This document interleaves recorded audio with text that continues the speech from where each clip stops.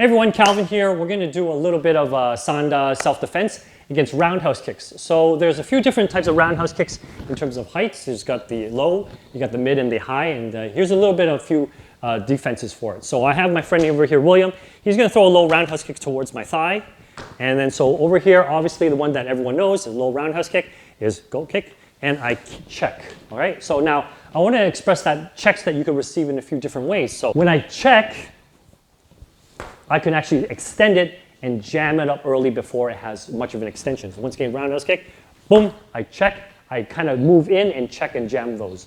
Now, if he throws a roundhouse kick and I maybe want to, I feel like, he's a really strong kicker, I want to kind of absorb it and then return it. So when he throws a roundhouse kick, I'm going to absorb it like a spring and I'm going to bounce that out, that I could come in and fire a counter low roundhouse kick. So once again, check, receive it like a spring, bounce that back out, and then I could throw a counter afterwards. Okay, roundhouse kick down low, boom. And I notice that his kicks is super hard. And so that when he throws a roundhouse kick again, I check, I'm falling off balance. I want to learn how to absorb that through my stance. So when he kicks, I take that, I drop down to where my standing leg is, and I step back with my rear standing leg. So once again, kick, one, absorb that back two. Okay, let's go switch sides. So next we're gonna have a roundhouse kick in terms of the midsection. So roundhouse kick towards the midsection, I'm going to catch. Now, that's nice and simple, but maybe I don't want to be standing there so I can diffuse some of the power. What I'm going to do is I'm going to do a side step, or I'm going to circle around him. So roundhouse kick, I side step and circle around.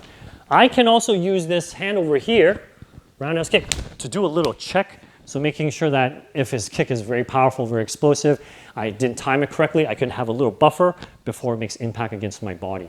And also over here, when he takes a roundhouse kick here, if I have my hand here already, I can work on that timing to move out of the way so I can absorb that power.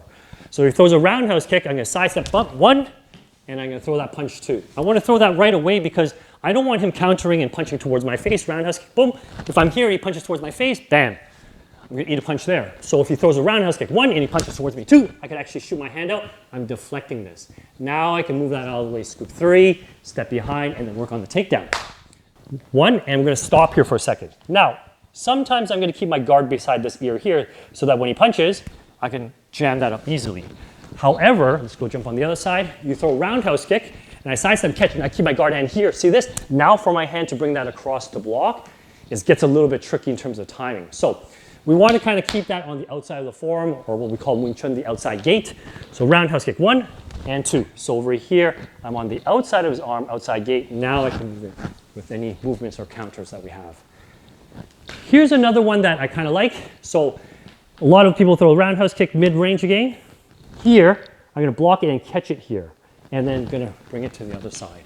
So over here, this is a lot of people recognize this movement, but I like to kind of express this in our Kung Fu movements that when I throw a roundhouse kick, there's a hook hand, I'm catching that.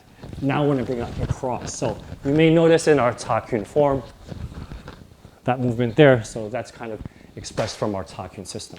Okay, so lastly over here, William's going to throw a roundhouse kick towards my head height. One, I'm going to kind of sidestep and block with two hands. So like in Wing Chun, we have a low gan and a high gan. So low gan, high gan here, and I'm going to fold my lower hand into a scissor hand type of technique, okay? Let's go switch sides. So one more time, roundhouse kick up high, boom, two. Once again, I have a good sidestep there. And then from that position, I can step behind and kick that leg out. Over here, if I'm somewhat kind to him, in terms of here, respectful, I will do this here, and then I will apply pressure on his thigh or his shin. But one of my Sanda coaches, he says if you want to be mean to the guy, same thing, roundhouse kick try here, he would actually put his hand on the head, and then when he kicks his leg back, he pushes the head to the floor, so he makes sure that he's really flattened on the going down to the floor. So once again, the degree of intensity is up to you, but obviously with practice, practice safe. If you have any questions, comments, or observations, love to hear it in the comments section, okay? Thanks.